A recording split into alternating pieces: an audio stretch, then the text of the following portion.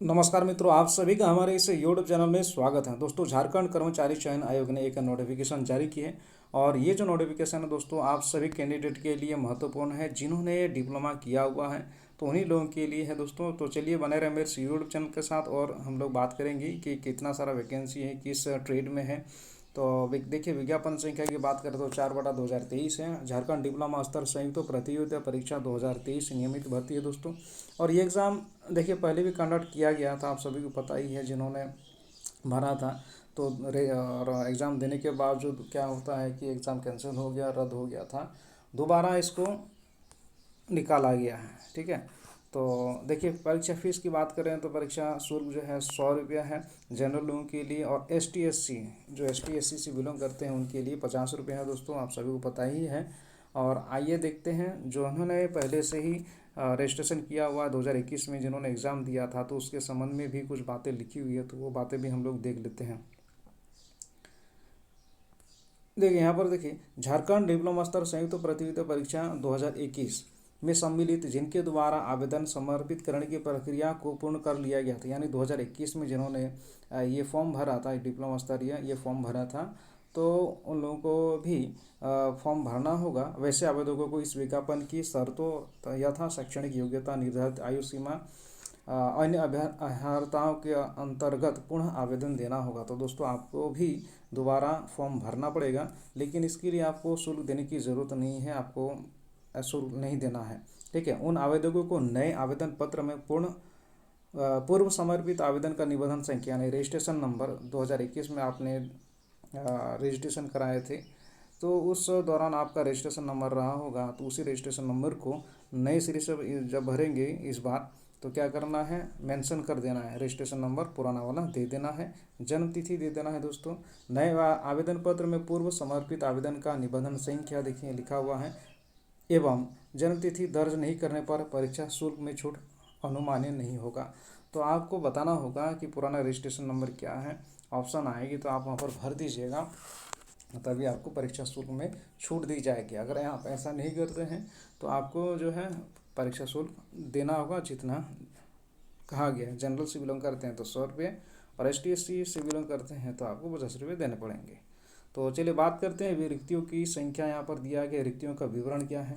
तो कन्या अभियंता यांत्रिक पेयजल एवं स्वच्छता विभाग के लिए यहाँ पर देख सकते हैं अनारक्षित वर्ग के लिए 11 है, अनुसूचित जनजाति के लिए 5 है। तो यहाँ पर अब देखिए, यहाँ पर टोटल दिया हुआ है, स्क्रीनशॉट ले सकते हैं या फिर ऑफिशियल वेबसाइट पर जाएंगे और ये PDF डाउनलोड करेंगे दोस्तों, ताकि आप विस्तार पूर्वक समझ सकें कितना सीट है, कितने लोगों के लिए।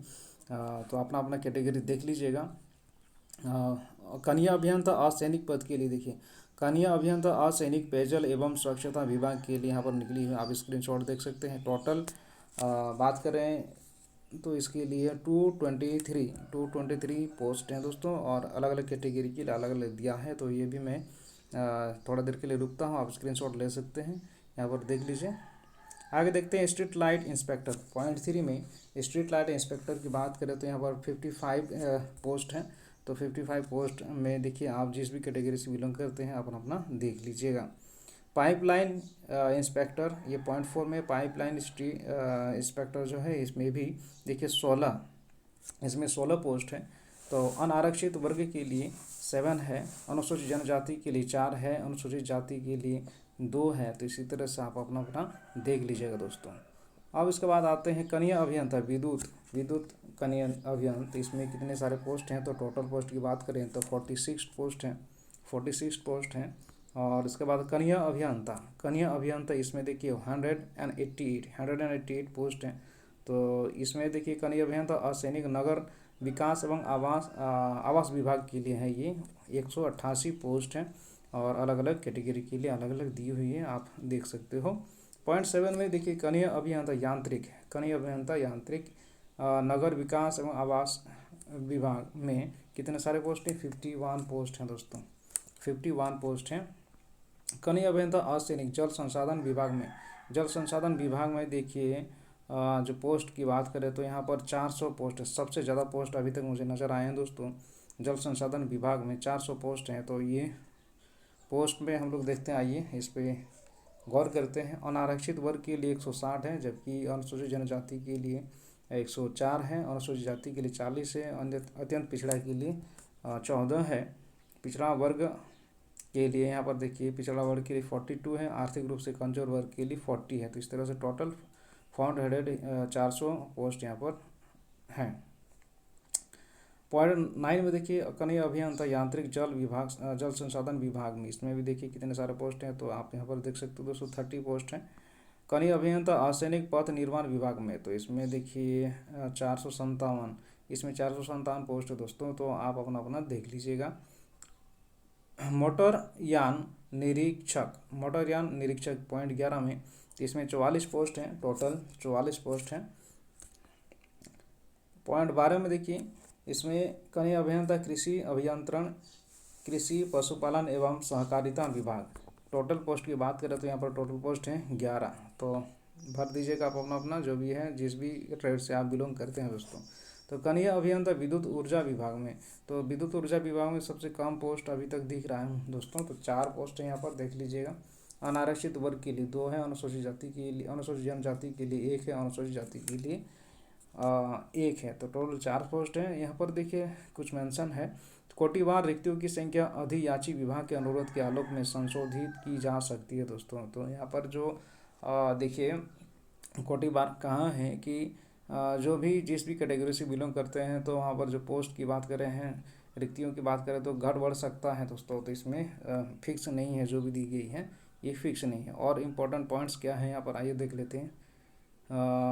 नीचे आते हैं, देखिए न्यूनतम शैक्षणिक योग्यता की बात करें यहाँ पर, तो क्या लिखा हुआ है अलग अलग पोस्ट के लिए। तो लाइट पॉइंट 1 में street light inspector, street light inspector post के लिए यहाँ पर क्या क्या मिनिमम क्राइटेरिया है तो एजुकेशन में देखिए, मान्यता प्राप्त विश्वविद्यालय, मान्यता प्राप्त विश्वविद्यालय संस्थान से ट्रेड में डिप्लोमा या फिर ITI किया हुआ होना चाहिए। सैलरी की बात करें तो दोस्तों तो 25,500 से 81,100 रुपये आपको दिए जाएंगे।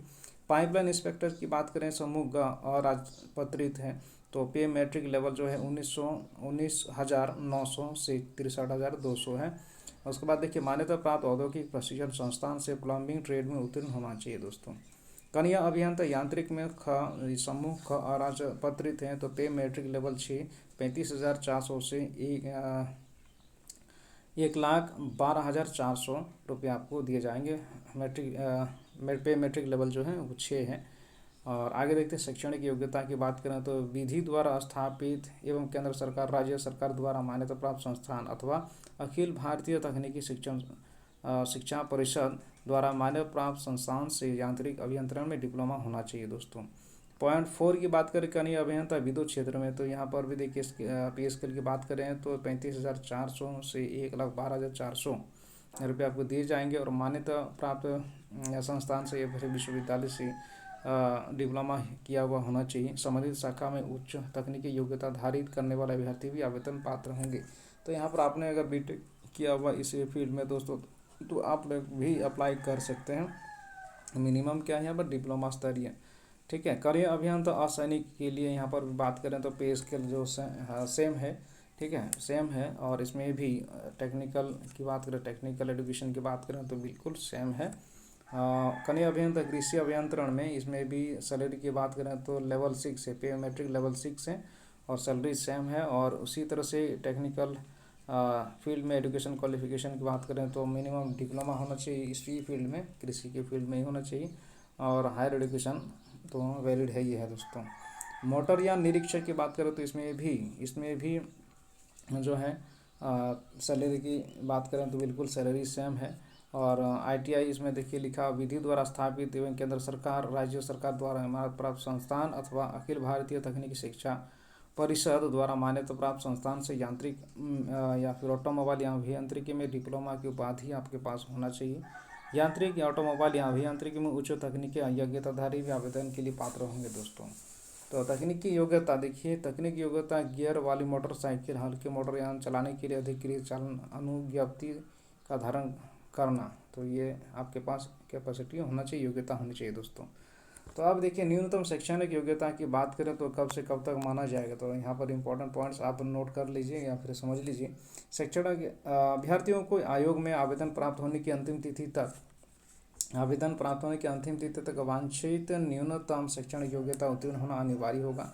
तो यानी आपके पास ये जो एप्लीकेशन है जब तक जमा करना है तो उस डेट तक आपके पास पहले ही आपके पास जो है सर्टिफिकेट होना चाहिए। ये कहा रहा है दोस्तों। शैक्षणिक योग्यता के निर्धारण के लिए ऑनलाइन आवेदन देने की अंतिम तिथि को आधार तिथि रेफरेंस डेट माना जाएगा। यदि कोई अभ्यर्थी स्थिति तक निर्धारित शैक्षणिक योग्यता नहीं धारित करते हैं तो वे आवेदन भरने के लिए अयोग्य समझे जाएंगे। तो यानी आपके पास मार्कशीट होना चाहिए दोस्तों, ठीक है।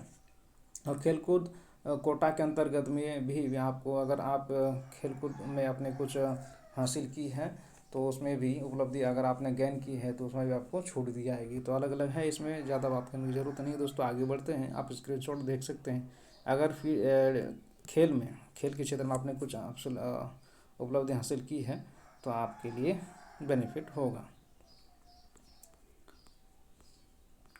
यहाँ पर एज गणना की बात करें तो यहाँ पर दिया हुआ है कि आयु सीमा उक्त पदों के संदर्भ में उम्र की गणना निम्नलिखित के संदर्भ में तिथियों के आधार पर की जाएगी। तो यहाँ पर अलग अलग डेट दिया हुआ है दोस्तों। तो 1/8/2023 1/8/2023 तो यहाँ पर आप देख लीजिए कि जितनी भी वैकेंसी है, जितने भी पोस्ट हैं, है ना, कनीय अभियंता विद्युत क्षेत्र में कनीय अभियंता सैनिक पोस्ट के लिए, तो ये जो है न्यूनतम उम्र की गणना हेतु संदर्भ तिथि तो 1/8/2023 को मिनिमम एज होना चाहिए।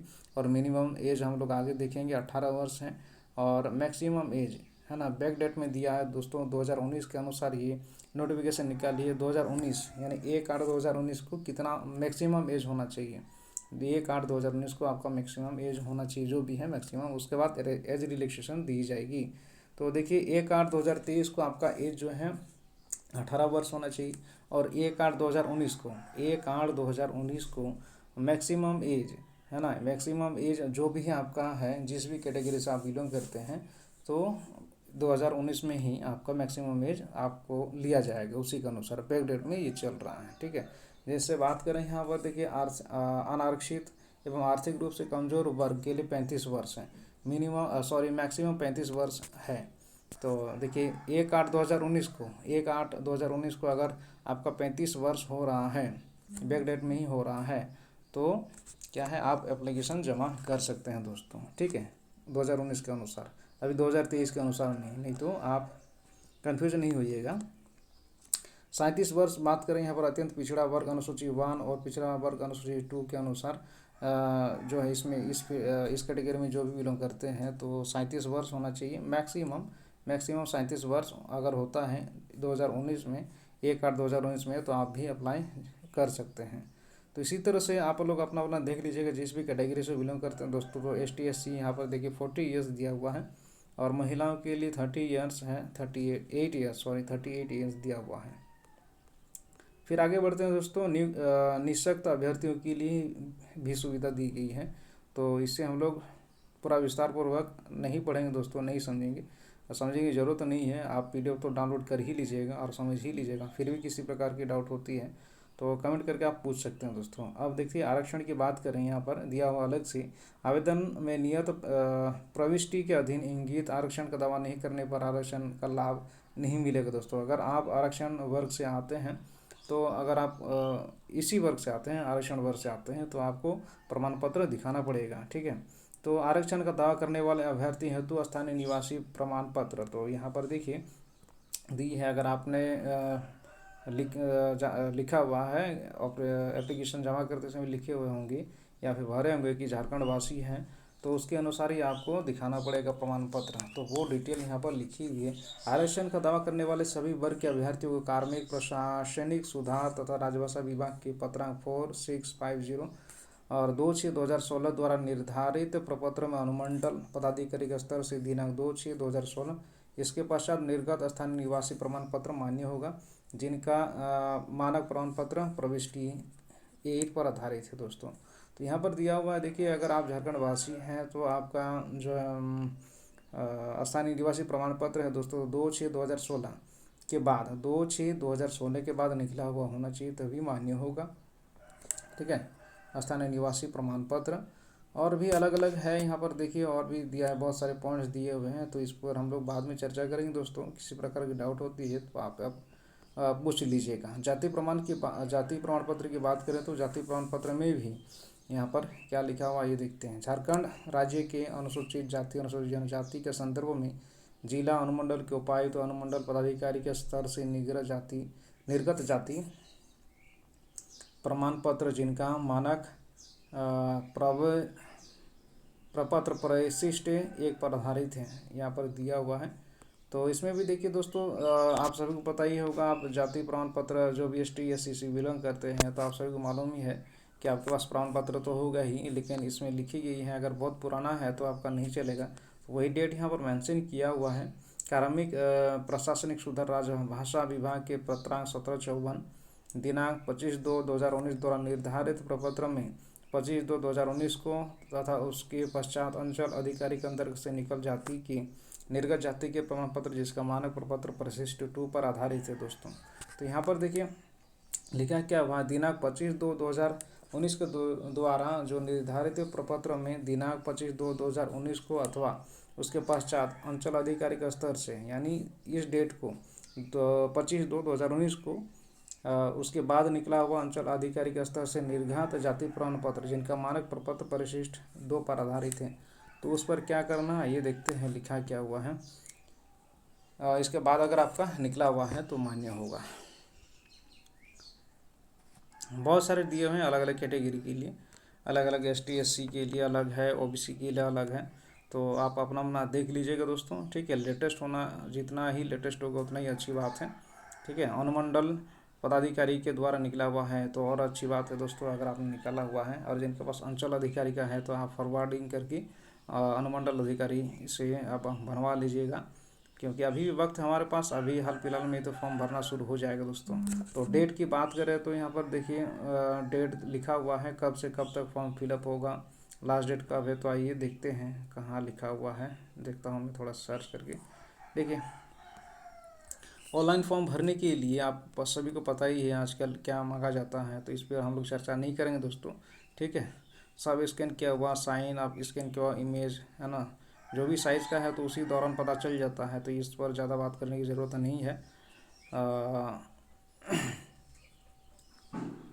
अभी हम लोग देखते हैं दोस्तों लास्ट डेट कब है और कैसे फॉर्म भरना है, तो ये भी हम लोग देख ही लेते हैं। यहाँ पर थोड़ा सा वेट करेंगे। देखिए आवेदन प्रक्रिया पूर्ण करने की विभिन्न तिथियाँ, तो आवेदन भरने के लिए अलग अलग जो डेट दिए हैं, कब है ऑनलाइन भरना होगा कब से, तो आप देख सकते हो ऑनलाइन आवेदन पत्र के विभिन्न चरणों को पूर्ण करने की तिथियाँ निम्नवत है। रजिस्ट्रेशन करने तथा सूचना दर्ज करने हेतु 25/5/2023 से दिनांक 24/6/2023 की मध्य रात्रि तक आप फॉर्म भर सकते हैं दोस्तों। तो फॉर्म फिलअप जो शुरू होगा, फॉर्म फिलअप ही है या फिर फॉर्म भरना ही कह सकते हैं, ऑनलाइन एप्लीकेशन आप जमा कर सकते हैं। 25 तारीख से आपका फॉर्म आप जमा कर सकते हैं दोस्तों। तो जल्दी से जल्दी जैसे ही वेबसाइट खुलती है, लिंक प्राप्त हो जाती है तो आप भर लीजिएगा। देखिए परीक्षा शुल्क की बात करें तो आप सभी को पता ही 100 रुपये ले जाएंगे। और देखिए परीक्षा शुल्क भुगतान करने के लिए 26/6/2023 की मध्य रात्रि तक आप जमा कर सकते हैं, जबकि यहाँ पर फ़ोटो और हस्ताक्षर अपलोड करने आवेदन पत्र का प्रिंट आउट लेने के लिए दिनांक 28/6/2023 तक, यानी 26 तारीख तक आप पेमेंट कर दीजिएगा और 28 तारीख तक भी आप प्रिंट आउट निकाल सकते हैं। ऐसा नहीं कि आप इसमें प्रिंट आउट नहीं निकाल सकते हैं, लेकिन उसके बाद इस डेट के बाद 28 तारीख के बाद 28/6/2023 के बाद आप प्रिंट आउट नहीं निकाल सकते हैं, तो समय से पहले आप लोग निकाल लीजिएगा। और देखिए 29/6/2023 से दिनांक 1/7/2023 के मध्य रात्रि तक ऑनलाइन आवेदन पत्र में अभ्यर्थी का नाम, जन्म तिथि, ईमेल आईडी तथा मोबाइल संख्या को छोड़कर किसी भी अशुद्ध प्रविष्टि को संशोधित करने के लिए पुनः खोली जाएगी दोस्तों। तो देखिए 29/6/2023 से 1/7/2023 के बीच मध्य रात्रि तक आप दोबारा फॉर्म भर नहीं सकते हैं मतलब संशोधन कर सकते हैं दोस्तों, ठीक है। संशोधित कर लीजिएगा, कहीं भी गड़बड़ी होती है तो कैसा आप यहाँ पर चेंज कर सकते हैं। देखिए अभ्यर्थी का नाम गड़बड़ी हुई हो तो जन्म तिथि, ईमेल आईडी तथा मोबाइल संख्या को छोड़कर, देखिए ये जो है किसी भी अशुद्ध प्रविष्टि को संशोधित करने के लिए पुनः खोली जाएगी। तो ये देखिए नाम अपना चेंज नहीं कर सकते, जन्म तिथि चेंज नहीं कर सकते, ईमेल आईडी चेंज नहीं कर सकते, मोबाइल संख्या को चेंज नहीं कर सकते हैं। इसके अलावा आपके पास जो भी है ना एजुकेशनल डिटेल मांगी गई है तो वो संशोधन कर सकते हैं दोस्तों, ये है, ठीक है। तो आप लोग अपना देख लीजिएगा और ध्यान से भरिएगा, गलती करने की कोई गुंजाइश नहीं रखिएगा। गलत करने से परेशानी हो जाती है दोस्तों, तो बड़े ध्यान से, अभी भी समय है, ठीक है। 25 तारीख से तो फॉर्म भरना शुरू हो जाएगा, तो देखिए अपना अपना गलती नहीं होना चाहिए दोस्तों। तो परीक्षा शुल्क भुगतान करने की प्रक्रिया, तो इस पर आपको पता ही है, जैसे जैसे स्टेप बढ़ता है वैसे वैसे आपको पता चल ही जाता है कि पेमेंट कैसे करना है, तो इस पर चर्चा करने की कोई ज़रूरत नहीं है दोस्तों, आप सभी को पता ही है। तो थोड़ा सा देख लेते हैं, यहाँ पर हाईलाइट किया हुआ है मैंने शुरू से ही, पर जो एग्ज़ाम है, एग्ज़ाम का पैटर्न किस तरह का होगा, आइए देखते हैं। देखिए, कनीय अभियंता, विद्युत कनीय अभियंता, सैनिक कनीय अभियंता, यांत्रिक कनीय अभियंता, कृषि अभियंता, जितना भी पोस्ट है, निरीक्षक पदों के लिए सीधी नियुक्ति हेतु मुख्य परीक्षा के विषय एवं पाठ्यक्रम यहाँ पर नीचे दिए हुए हैं, तो आप लोग अपना अपना देख लीजिएगा। जिस भी ट्रेड से आप बिलोंग करते हैं, तो मुख्य परीक्षा कैसा होगा, देखिए मुख्य परीक्षा के लिए 2 पत्र होंगे, मेन एग्जाम के लिए मुख्य परीक्षा के लिए 2 पत्र होंगे। और 1 मिनट रुकिए दोस्तों, मुख्य परीक्षा के लिए 2 पत्र होंगे, है ना। और यह परीक्षा 2 पालियों में ली जाएगी, ये परीक्षा 2 पालियों में ली जाएगी। प्रत्येक पत्र की परीक्षा की अवधि 2 घंटा की होगी। इसमें निम्नवत विषय होंगे, तो सामान्य अभियांत्रिकी 80 प्रश्न होंगे और सामान्य ज्ञान जो होगा 40 प्रश्न होगा दोस्तों। तो कुल प्रश्नों की संख्या जो होगी 120 है। परीक्षा की अवधि 2 घंटा होगी दोस्तों, ठीक है। यहाँ पर अपना अपना देख लीजिएगा। अभियांत्रिकी कुल यहाँ पर टोटल दोबारा दिया है प्रश्न पत्र 2 में, प्रश्न पत्र 2 अभियांत्रिकी कुल प्रश्न 120, परीक्षा अवधि 2 घंटा है दोस्तों, ये है। आप अपना अपना देख लीजिएगा। यहाँ पर सिलेबस दिया हुआ है किस का, जिसका भी सिलेबस जैसा भी है, तो आप अपना अपना देख लीजिएगा।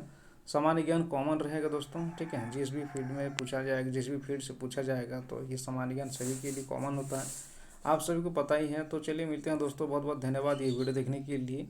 और हाँ दोस्तों, यदि आप पहली बार मेरे इस चैनल पर आए हैं तो प्लीज़ यार सपोर्ट कर दीजिएगा, छोटा भाई समझ कर ही सपोर्ट कर दीजिएगा, ताकि मुझे मोटिवेशन मिलता रहे। जैसे जैसे लाइक और सब्सक्राइबर बढ़ते जाते हैं तो थोड़ा सा अच्छा लगता है।